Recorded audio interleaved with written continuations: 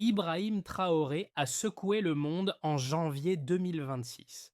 Alors que l'attention mondiale était captée par les élections et les conflits en cours, un pays africain a pris une décision audacieuse qui allait redéfinir la géopolitique. Le Burkina Faso, sous la direction du président Ibrahim Traoré, n'a pas seulement mis en place un projet d'infrastructure, mais a pris le contrôle d'une ressource plus précieuse que le pétrole ou les armes, l'eau. Un projet de 145 millions de dollars a changé la vie de millions de Burkinabés tout en envoyant un message fort sur la souveraineté nationale. Mais pourquoi ce projet a-t-il eu un impact aussi profond? Le projet de 145 millions de dollars de Burkina Faso n'est pas simplement une initiative d'infrastructure.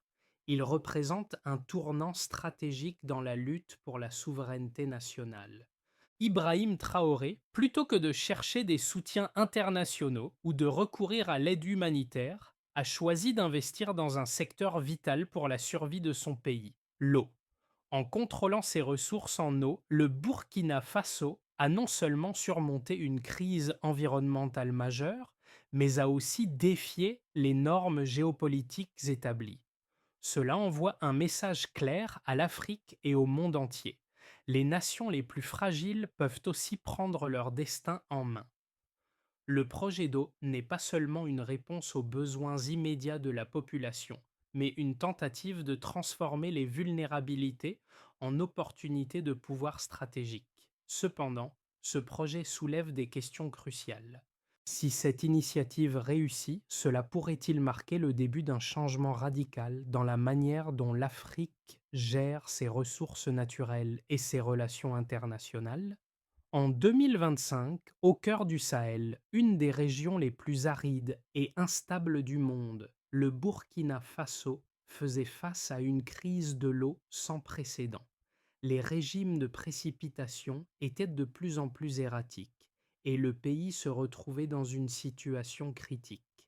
Environ 60% de la population rurale dépendait entièrement des forêts saisonnières pour l'eau et près de 40% des terres agricoles ne bénéficiaient d'aucun système d'irrigation fiable. Les conséquences étaient dramatiques. Les villages se vidaient pendant les périodes de sécheresse. Des milliers de jeunes hommes migraient vers les villes ou traversaient les frontières à la recherche de travail. Les écoles fermaient, les marchés étaient instables et les habitants étaient exposés à des maladies liées à la pénurie d'eau. Dans ce contexte, la stabilité politique du pays était de plus en plus menacée. C'est dans cette atmosphère tendue qu'Ibrahim Traoré, président du Burkina Faso, a approuvé un projet d'infrastructure hydraulique d'une envergure inédite. D'un coût de 545 millions de dollars, ce projet ambitieux ne se contentait pas de chercher à résoudre le problème immédiat de la sécheresse. Il visait à renforcer la souveraineté nationale et à garantir un accès à l'eau pour des millions de Burkinabés. Ce projet ne s'est pas contenté de résoudre des problèmes environnementaux. Il a redéfini les relations du pays avec ses voisins et les puissances internationales. En misant sur l'indépendance, le Burkina Faso a envoyé un signal fort. L'accès à l'eau est désormais un droit fondamental à protéger et non un bien à partager avec des puissances extérieures. Mais comment cette initiative a-t-elle été perçue à l'échelle internationale? Comment a-t-elle perturbé les dynamiques géopolitiques dans un contexte aussi fragile? Le projet d'infrastructure hydraulique du Burkina Faso ne se contente pas d'être une histoire de tuyaux et de réservoirs, mais une illustration de l'importance stratégique de l'eau dans le contexte mondial actuel. Ibrahim Traoré, en tant que président, incarne cette vision audacieuse de souveraineté. Ce projet a été pensé non seulement comme une réponse à une crise environnementale, mais comme un moyen de renforcer la position du pays sur la scène internationale. Contrairement à d'autres pays d'Afrique qui se sont historiquement tournés vers les aides internationales pour financer des projets d'infrastructure, le Burkina Faso a opté pour une approche différente, le financement local et une gestion nationale de l'eau. Les premiers effets du projet ont été remarqués presque immédiatement. En janvier 2026, après seulement un an de construction, les premières phases du projet ont commencé à donner des résultats tangibles. Des milliers de Burkinabés ont désormais accès à de l'eau potable pour la première fois de leur vie, ce qui a considérablement amélioré la qualité de vie dans les zones rurales. L'agriculture, principale source de subsistance pour de nombreuses familles, a également connu des améliorations notables. Les rendements agricoles ont augmenté de 15 à 25 dans les régions irriguées. Les femmes, en particulier, ont ressenti les bienfaits de cette transformation. Des heures de marche pour chercher de l'eau ont été économisées et redirigées vers des activités économiques ou éducatives, donnant ainsi un nouvel élan à la vie communautaire. Pourtant, au-delà des succès immédiats, une question persiste. Ce modèle pourra-t-il être maintenu face aux défis politiques internes et externes? Le projet d'eau du Burkina Faso a été mis en place dans un contexte difficile, marqué par une crise hydrique sévère. Avant 2025, les villages dépendaient principalement de la forêt pour leur approvisionnement en eau, mais les sécheresses fréquentes mettaient en péril cette ressource vitale. Les agriculteurs, qui avaient toujours compté sur les précipitations saisonnières, se retrouvaient sans moyens de cultiver et la pénurie d'eau entraînait des migrations massives. Le pays était alors sur le point de sombrer dans une instabilité plus profonde. Ibrahim Traoré a pris la décision de réagir rapidement face à cette situation d'urgence. Il a lancé le Programme national d'infrastructures hydrauliques, un projet ambitieux dont la phase de construction a commencé au début de 2025. En janvier 2026, seulement un an plus tard, les premières étapes du projet avaient déjà permis d'améliorer l'accès à l'eau pour plus de 2 millions de citoyens. Ce projet n'a pas seulement été une réponse aux besoins immédiats de la population, mais un moyen de garantir l'autosuffisance de l'État en matière de gestion des ressources en eau. Le projet, d'un coût de 145 millions de dollars, a impliqué la construction de plus de 200 kilomètres de pipeline, de 350 stations de pompage, ainsi que de puits en eau profonde et de réservoirs à travers les provinces sujettes à la sécheresse. Les résultats étaient déjà visibles. Les régions irrigables ont vu leur rendement agricole augmenter de 15 à 25 en une seule saison, offrant une bouffée d'oxygène à l'économie locale. Mais ce n'était pas seulement une question d'agriculture. L'accès à l'eau a également permis aux familles de mieux se nourrir et de reprendre des activités économiques essentielles. Cependant, ce projet a eu des répercussions qui allaient bien au-delà des frontières du Burkina Faso. En effet, ce modèle de gestion de l'eau, axé sur l'indépendance et l'autosuffisance, a eu un impact sur les relations internationales. Alors que de nombreux pays africains dépendent encore des aides étrangères pour financer des projets similaires, le Burkina Faso a montré qu'il était capable de prendre son avenir en main. Cette autonomie dans la gestion des ressources naturelles a dérangé certaines puissances internationales qui ont été obligées de repenser leur stratégie de coopération avec le pays. Au niveau interne, le projet a transformé la vie quotidienne des Burkinabés. Les femmes, autrefois contraintes de passer des heures chaque jour à chercher de l'eau, ont retrouvé du temps pour participer à des activités productives.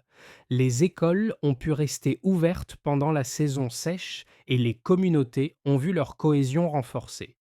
Les effets secondaires de ce projet ont été immédiats et profonds, mais la question centrale demeure: ce modèle pourra-t-il résister aux pressions politiques et économiques à venir? Le projet d'eau au Burkina Faso ne se limite pas à des bénéfices abstraits ou des résultats anecdotiques. Il a produit des preuves tangibles et mesurables qui attestent de son efficacité et de son impact. En janvier 2026, les premières phases du projet ont donné des résultats clairs, modifiant la réalité quotidienne de millions de Burkinabés. Selon les estimations, Plus de 2 millions de citoyens ont maintenant accès à une source d'eau fiable et propre pour la première fois de leur vie, ce qui représente un pas de géant pour un pays qui, il y a encore quelques années, faisait face à une crise aiguë de l'eau. Le projet a consisté en la construction de plus de 200 kilomètres de pipeline, 350 stations de pompage et des réservoirs étendus dans des zones sensibles à la sécheresse. Ce n'était pas seulement un effort d'infrastructure, mais une véritable transformation du mode de vie des habitants. Dans les régions agricoles irriguées, les rendements des cultures ont connu une augmentation notable. Les analystes agricoles estiment que dans les zones irriguées, les rendements ont augmenté de 15 à 25 au cours du cycle de croissance suivant l'implantation du système d'irrigation. Ces chiffres ne sont pas spectaculaires, mais ils sont significatifs. Pour les agriculteurs, cette amélioration des rendements a eu un impact immédiat sur leurs revenus et leur capacité à subvenir à leurs besoins. Les effets sociaux ont également été mesurables. Le projet a permis de réduire considérablement la migration des jeunes vers les villes à la recherche de travail, une tendance qui avait été observée lors des saisons sèches précédentes. En outre, le temps consacré à la collecte d'eau a diminué de manière significative, permettant aux femmes et aux enfants de consacrer plus de temps à l'éducation et à d'autres activités productives. Les cliniques de santé locales ont observé une baisse des cas de maladies d'origine hydrique, tandis que les marchés locaux ont connu une stabilité accrue en raison de l'augmentation des récoltes et de la sécurité alimentaire. Mais peut-on quantifier l'impact politique de ce projet? Les experts s'accordent à dire que la gestion des ressources en eau par l'État burkinabé a renforcé la légitimité du gouvernement de Traoré. La capacité de l'État à répondre aux besoins de ses citoyens, en particulier dans des zones rurales isolées, a généré un sentiment de confiance croissante dans les institutions locales. La perception de l'État a évolué. Il n'est plus seulement perçu comme un gouvernement provisoire ou transitoire, mais comme un acteur capable de mener à bien des projets à grande échelle et de soutenir le bien-être des citoyens à long terme. Ce projet d'infrastructure a également des implications au-delà des frontières du Burkina Faso. Les observateurs internationaux ont remarqué le modèle de gestion de l'eau mis en place. Un modèle qui réduit la dépendance à l'aide internationale et qui redéfinit la manière dont un pays fragile peut gérer ses ressources naturelles. Bien que les critiques aient souligné les risques de centralisation du pouvoir autour de ce projet, la réussite du projet a montré que des États comme le Burkina Faso pouvaient prendre le contrôle de leurs ressources et définir leur avenir sans dépendre de l'assistance extérieure. Le projet d'eau du Burkina Faso est un exemple frappant de la manière dont un pays peut transformer ses vulnérabilités en atouts géopolitiques. Toutefois, face à son succès, il existe des arguments contraires qui soulignent les risques inhérents à une telle initiative. Certains observateurs affirment que bien que le projet ait offert une réponse immédiate à la crise de l'eau, il pourrait aussi être utilisé pour concentrer davantage de pouvoir entre les mains de l'État. Cette centralisation du contrôle des ressources essentielles soulève des inquiétudes concernant la gouvernance et la transparence, particulièrement dans un environnement politique fragile comme celui du Burkina Faso. La tentation de renforcer l'autorité gouvernementale au détriment des mécanismes démocratiques pourrait à long terme générer des tensions internes. D'autre part, certains analystes politiques estiment que l'impact de ce projet pourrait être bien plus vaste en redéfinissant les relations internationales de l'Afrique. En prenant le contrôle de ses ressources naturelles, le Burkina Faso envoie un message fort aux pays voisins et à la communauté internationale. Les nations africaines peuvent non seulement gérer leurs propres ressources, mais aussi utiliser celles-ci pour renforcer leur souveraineté politique. Cela pourrait potentiellement inspirer d'autres pays du Sahel à adopter une approche similaire, favorisant ainsi une transition vers une plus grande autonomie régionale. Les critiques soulignent également le risque que ce projet, aussi impressionnant soit-il, puisse échouer en raison de l'instabilité politique interne ou des pressions externes. Le financement local et la gestion interne du projet, bien qu'elles soient considérées comme des atouts, dépendent également de la stabilité du pays. Un échec dans la mise en œuvre de telles infrastructures pourrait entraîner une perte de confiance, voire des répercussions économiques graves. Ainsi, même si ce projet d'eau a incontestablement apporté des bénéfices immédiats en termes de développement et de bien-être pour la population, il est encore trop tôt pour dire s'il s'agit d'un modèle durable pour la région. Le défi à venir pour le Burkina Faso sera de maintenir ce succès sans compromettre sa stabilité politique et d'assurer la continuité des bénéfices à long terme pour ses citoyens. Le projet d'eau au Burkina Faso a déjà commencé à transformer la vie de millions de personnes. Mais ce qui est encore plus surprenant, c'est l'impact qu'il pourrait avoir sur le pays à long terme.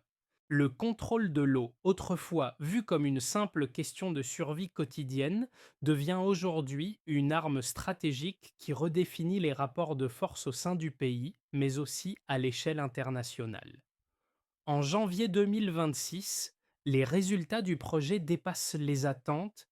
Des millions de Burkinabés ont désormais accès à une eau potable et fiable, un changement de paradigme qui affecte la production agricole, la santé publique et la stabilité sociale. Cependant, ce n'est pas seulement l'accès à l'eau qui fait de ce projet un tournant stratégique, c'est aussi la manière dont il transforme la perception du rôle de l'État. Ce projet montre que même un pays fragile, en apparence marginalisé sur la scène internationale, peut utiliser ses ressources naturelles pour affirmer sa souveraineté et sa puissance régionale. Ce changement, bien que discret, est déjà perçu comme un signal de réévaluation des rapports de pouvoir mondiaux. Il marque le début d'une nouvelle ère pour l'Afrique, où les pays peuvent, eux aussi, façonner leur avenir indépendamment des influences extérieures. Les effets du projet d'eau du Burkina Faso sont déjà tangibles dans plusieurs domaines clés. Dans les régions rurales, où l'accès à l'eau a longtemps été une lutte quotidienne, les résultats sont immédiats. Des millions de citoyens qui étaient autrefois contraints de migrer ou de se battre pour des ressources en eau rares bénéficient désormais d'un approvisionnement fiable et constant. L'impact sur l'agriculture a été particulièrement notable, avec une augmentation de 15 à 25 des rendements dans les zones irriguées. Cela ne se limite pas seulement à un meilleur approvisionnement alimentaire, mais a également renforcé l'économie locale, stabilisé les marchés et réduit la dépendance vis-à-vis des importations. Les femmes et les enfants, traditionnellement responsables de la collecte d'eau, ont vu leurs tâches allégées.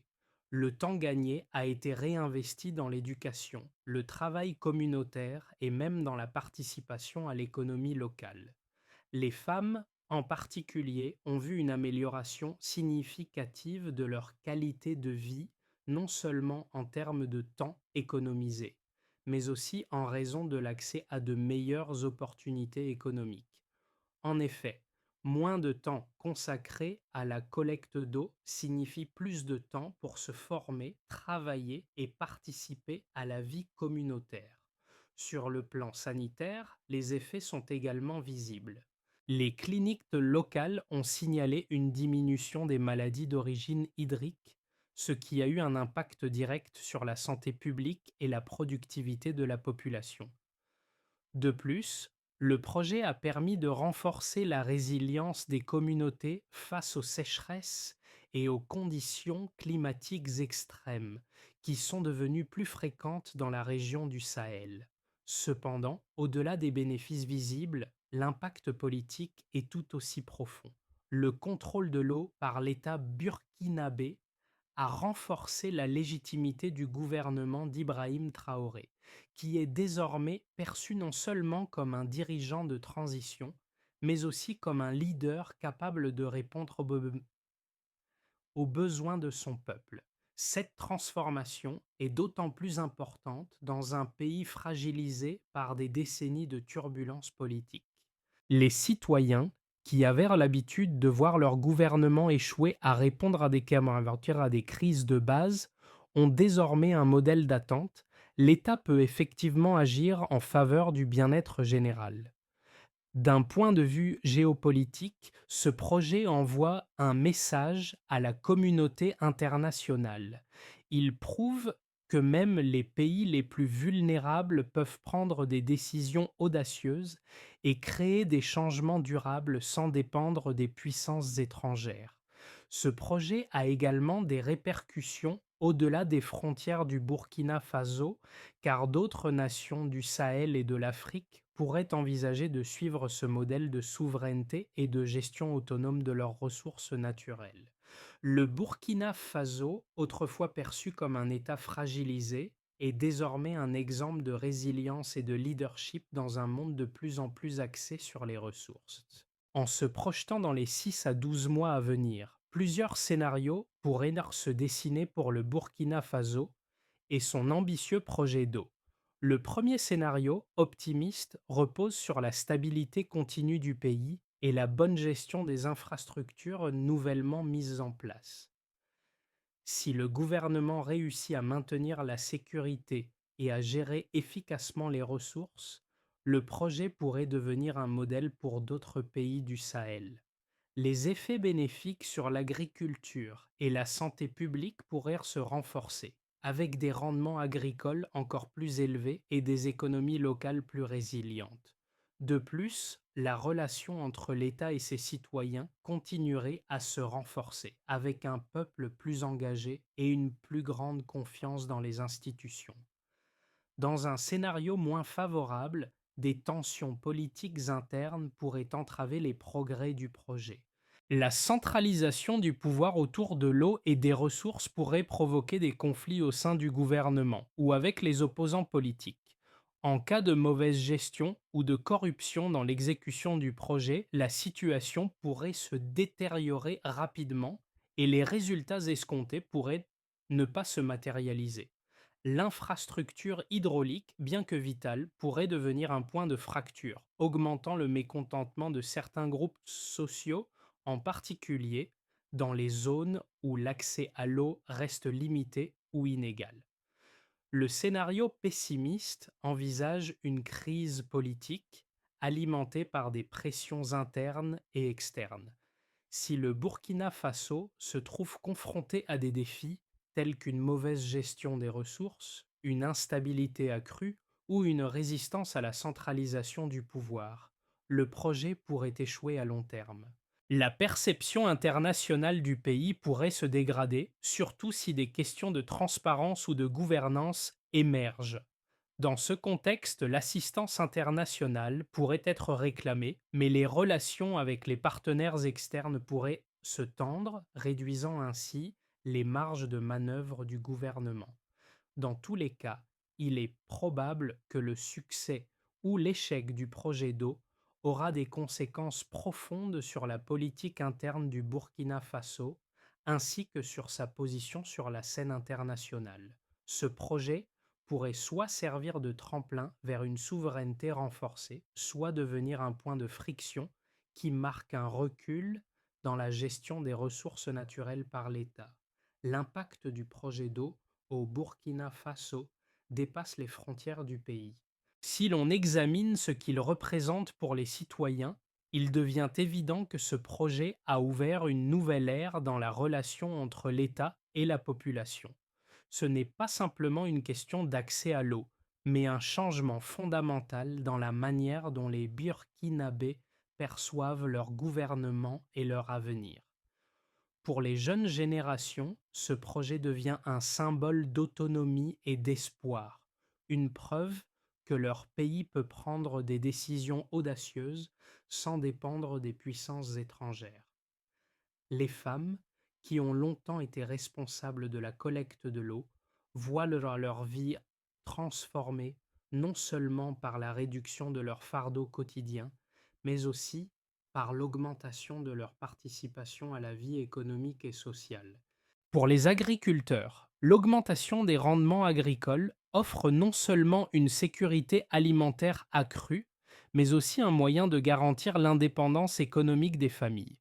Cela signifie que la population burkinabé, autrefois dépendante des cycles irréguliers des saisons, peut désormais compter sur une gestion plus stable de ses ressources naturelles. Cette stabilité est cruciale non seulement pour les familles, mais aussi pour la communauté dans son ensemble, car elle crée un environnement propice à la croissance économique et au développement. Dans le contexte régional, ce projet soulève des questions essentielles. Si d'autres pays du Sahel suivent cet exemple, cela pourrait marquer un tournant pour l'Afrique, où les nations prennent en main leur avenir sans attendre la permission du reste du monde.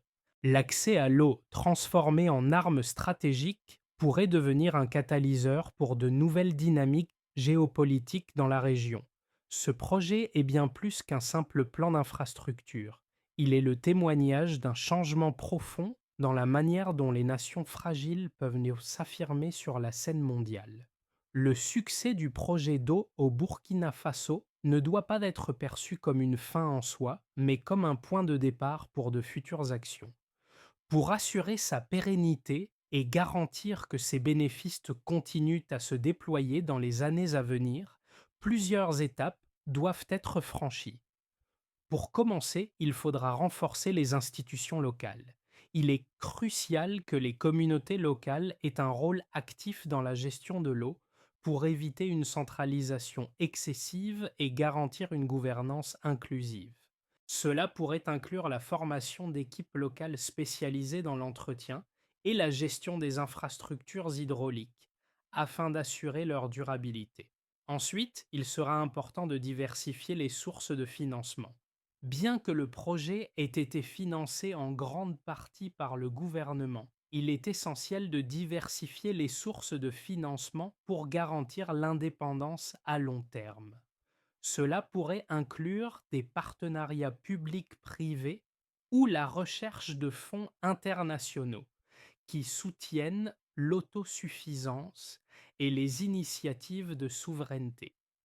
Puis, le Burkina Faso pourrait développer un réseau régional de partage des ressources. Il peut jouer un rôle de leader dans la région en développant un modèle de coopération autour de la gestion des ressources en eau. En collaborant avec les pays voisins, il pourrait partager ses connaissances et infrastructures, contribuant à une approche régionale plus intégrée et solidaire. Enfin, il faudra mettre en place une surveillance indépendante et transparente. Cela permettra de garantir que les ressources sont utilisées à bon escient. En plus de renforcer la confiance des citoyens dans le gouvernement, cela aidera à prévenir les risques de corruption et à maintenir l'intégrité du projet à long terme. Ces étapes permettront non seulement de préserver les succès actuels, mais aussi de préparer le Burkina Faso à un avenir plus autonome et résilient face aux défis climatiques et économiques. Le projet d'eau du Burkina Faso a marqué un tournant non seulement pour le pays, mais aussi pour l'ensemble du continent africain. Ce n'est pas seulement une question d'infrastructure, mais un symbole de résilience, de souveraineté et de l'espoir d'un avenir meilleur. Pour les Burkinabés, ce projet représente bien plus que des pipelines et des réservoirs. Il incarne la capacité de leur pays à se réinventer, à prendre son destin en main et à relever les défis qui semblaient insurmontables. Ibrahim Traoré, en prenant cette décision, a montré que même dans les moments les plus difficiles, l'Afrique a la capacité de se réapproprier ses ressources et de bâtir son avenir. Le projet n'a pas seulement transformé l'accès à l'eau, il a également remodelé la perception de l'État et des citoyens. Le Burkina Faso n'est plus un pays qui attend l'aide des autres, mais un acteur capable de façonner son propre avenir. Ce changement, bien que subtil, est d'une importance capitale. Les Burkinabés ont désormais un sentiment de fierté et de sécurité renforcé, sachant que leur avenir ne dépend pas des autres, mais de leur propre force et résilience. Ce moment de transformation n'est que le début. La question reste, Quelle direction prendra le Burkina Faso maintenant qu'il a prouvé qu'il peut changer sa propre destinée? Le projet d'eau du Burkina Faso a montré au monde qu'un pays, même fragile, peut prendre son destin en main et transformer ses ressources en un atout stratégique. Ce modèle de souveraineté et d'autosuffisance a le potentiel de résonner au-delà des frontières du Sahel, offrant une inspiration à d'autres nations en quête d'indépendance. Mais ce n'est pas seulement un moment de fierté pour les Burkinabés, c'est aussi une invitation à la réflexion pour tous ceux qui croient en l'autodétermination et la résilience. Alors que le Burkina Faso entame ce voyage de transformation, il est essentiel de se demander comment pouvons-nous, à notre échelle, soutenir ces initiatives et renforcer les efforts d'autosuffisance dans nos propres communautés. Quels changements pouvons-nous apporter pour construire un avenir plus stable et plus équitable pour tous? Partagez vos pensées dans les commentaires, engagez-vous dans la conversation et soyez acteurs du changement. Parce qu'au-delà des frontières, ce projet nous rappelle que chacun de nous a un rôle à jouer dans la construction de l'avenir. Le Burkina Faso a fait le premier pas. Maintenant, c'est à nous de suivre le mouvement.